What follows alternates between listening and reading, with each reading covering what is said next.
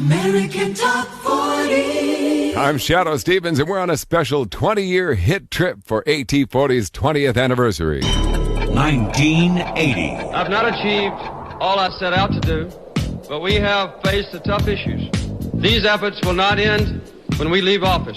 And another one gone, and another one gone. Another one bites the dust. Hey. Working 9 to 5, what a way to make a living. Take a bag and take a move, and there you have the facts of life. The facts of life. I aim to try and tap that great American spirit that opened up this completely undeveloped continent from coast to coast and made it a great nation, survived a Great Depression, and will survive the problems that we face right now. I've got to ride like the wind to be free again. And blasting into the new decade with their first hits were Irene Cara, Air Supply, and a singer-songwriter named Christopher Cross, who swept the Grammys that year, walking away with awards for Best New Artist, Best Album, Best Record, and the Song of the Year for Sailing. Just a dream you will carry. Soon I will be free. And New Wave continued to crash on Top 40 shores with songs by The Pretenders and The Clash. But one of the year's biggest hits came from a group that didn't exist. It was the studio creation of producer Steve Greenberg, with a singer named Cynthia Johnson handling the lead vocal. It hit number 1 around Europe and spent 4 weeks on top in the USA. It was the first and last Top 40 hit for Lips Inc. 1981. I, Ronald Reagan, do solemnly swear that I will faithfully execute the office of President of the United States. Look at what's happened to me. I can't believe it myself.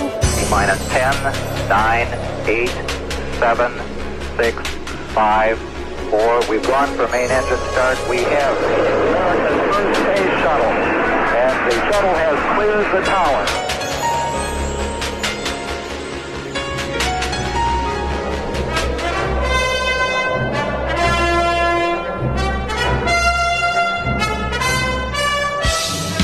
In 1981, Stevie Nicks went solo from Fleetwood Mac with a little help from Tom Petty and the Heartbreakers.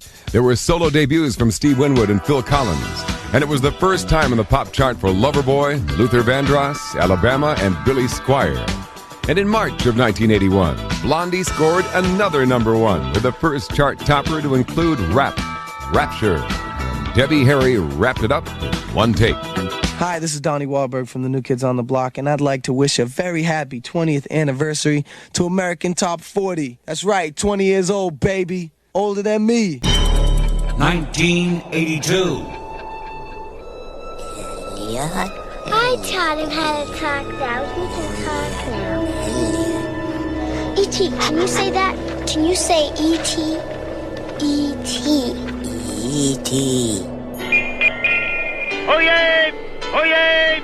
Oyez! Her Royal Highness, Princess of Wales Diana, has given birth to a baby boy. God save the Queen! Love lifters up where we belong.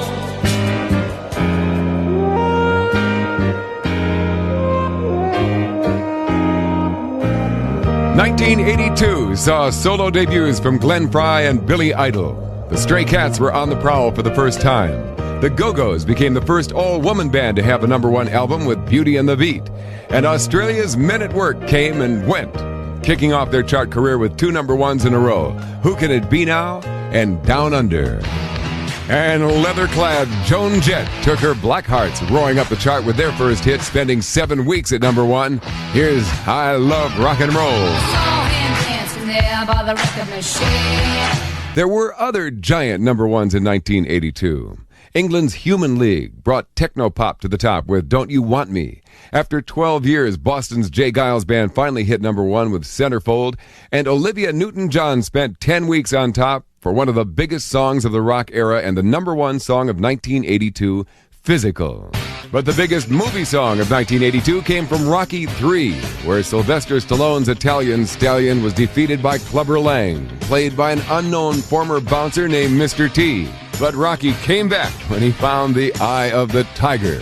That was the theme of the movie, and the band Survivor took it to number 1. It's deep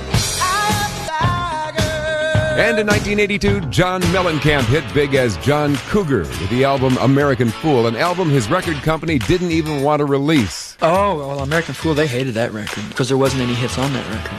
Oh, there wasn't. They said that record would absolutely ruin my career. And when they heard Hurt So Good, it was like, this is horrible.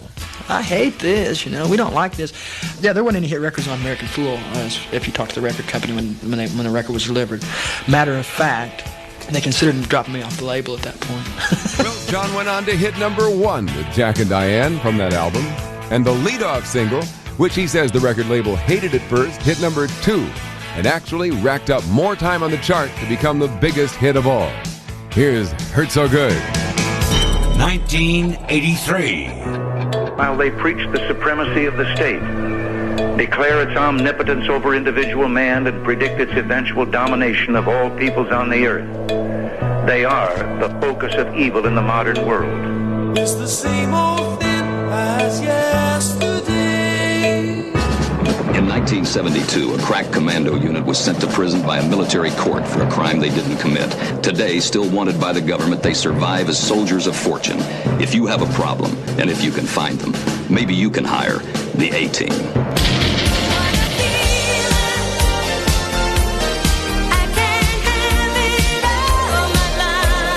The chart debuts in 1983 included Adam Ant, Night Ranger, Duran Duran, Culture Club, and Def Leppard. Prince and The Clash made punk and funk collide. David Bowie came back to dance at number 1. The Police made their first arrest on top. And the English-Scottish duo of Dave Stewart and Annie Lennox hit number 1 out of the box as Eurythmics. Hi, this is Adam Ant, and you're listening to American Top 40 with Shadoe Stevens.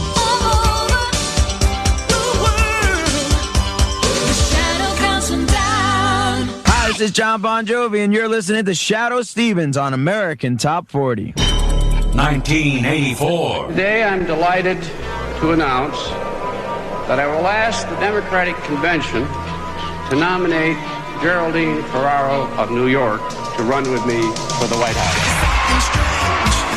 In your neighborhood, who you gonna call?